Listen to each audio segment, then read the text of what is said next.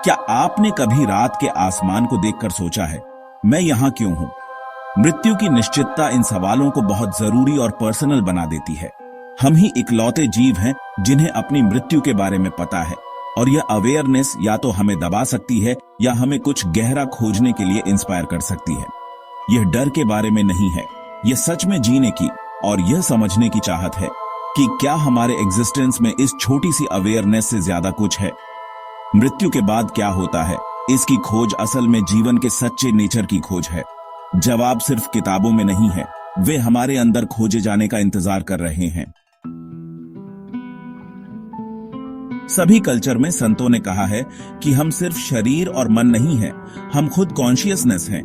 प्राचीन योगिक ग्रंथों में एग्जिस्टेंस की परतों का जिक्र है, जिसमें शरीर बाहरी खोल है और कॉन्शियसनेस कोर में है।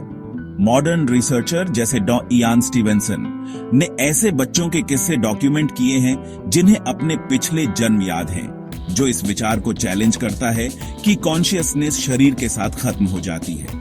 यह किसी डॉगमा के बारे में नहीं है, बल्कि रहस्य के प्रति ओपन रहने और अपने एग्जिस्टेंस को फिजिकल से आगे एक्सप्लोर करने के बारे में है। असली जर्नी अंदर की ओर है, विश्वास से सीधे एक्सपीरियंस की ओर।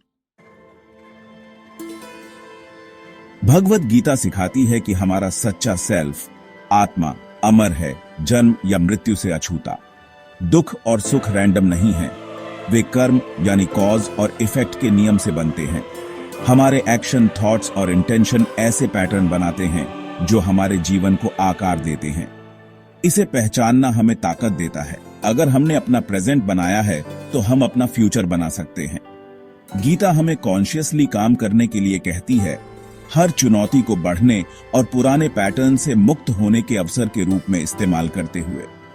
आजादी मृत्यु के बाद नहीं मिलती, यह एक क्वालिटी है जिसे हम अभी अपने जीवन में ला सकते हैं। मृत्यु पर क्या होता है? शरीर रुक जाता है, लेकिन क्या कॉन्शियसनेस खत्म हो जाती है?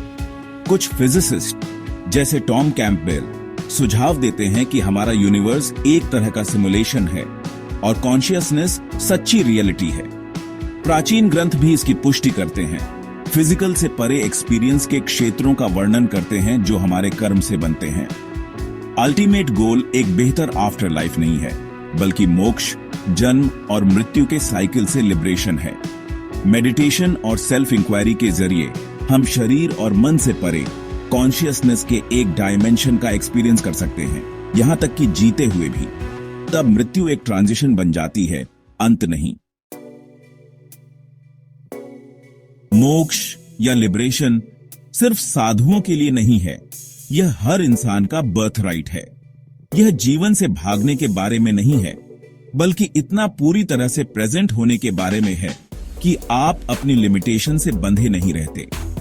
आजादी की चाहत यूनिवर्सल है, यह हमारे अपने मन की जेल से मुक्त होने के बारे में है।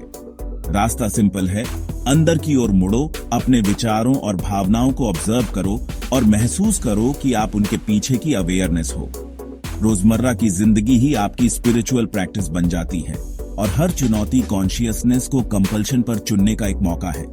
लिबरेशन एक क्वालिटी है जिसे आप पल पल कल्टीवेट कर सकते हो। जीवन की चुनौतियां सजा नहीं हैं, वे विकास के अवसर हैं। दर्द एक पोर्टल है, आप या तो इससे कुचल सकते हो या इसे अवेयरनेस के नए लेवल तक पहुंचने के लिए इस्तेमाल कर सकते हो। ज्यादातर लोग दर्द से बचते हैं, लेकिन असली ग्रोथ तब होती है जब आप इसका सीधे सामना करते हो। बिना रेजिस्टेंस के दर्द को ऑब्जर्व करके आप डिस्कवर करते हो कि दुख आपके मन की कहानी से आता है, न कि खुद दर्द से। हर बाधा एक सीढ़ी है, हर जख्म ज्ञान का एक सोर्स।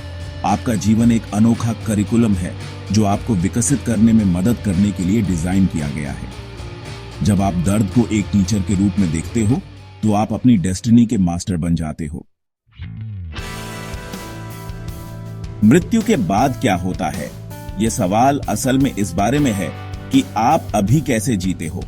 अगर आप जीवन के रहस्य को अपनाते हो और खुद को गहराई से जानने की कोशिश करते हो तो आपका जीवन एक एडवेंचर बन जाता है। स्पिरिचुअल जर्नी आपकी अंदरूनी रोशनी को छिपाने वाली चीजों को हटाने के बारे में है, सभी एग्जिस्टेंस के साथ अपनी एकता को महसूस करने के बारे में है। त्रासदी या बुढ़ापे का इंतजार मत करो, सत्य की खोज को अपने जीवन का सेंट्रल पॉइंट बनाओ। हर एक्शन को अपनी अंदरूनी जर्नी पर एक कदम बनने दो और अपने जीवन को ही अपना मैसेज बनने दो। मृत्यु अंत नहीं है, बस रास्ते में एक मोड़ है। रोशनी आपके अंदर है, अंदर मुड़ो और इसे चमकने दो।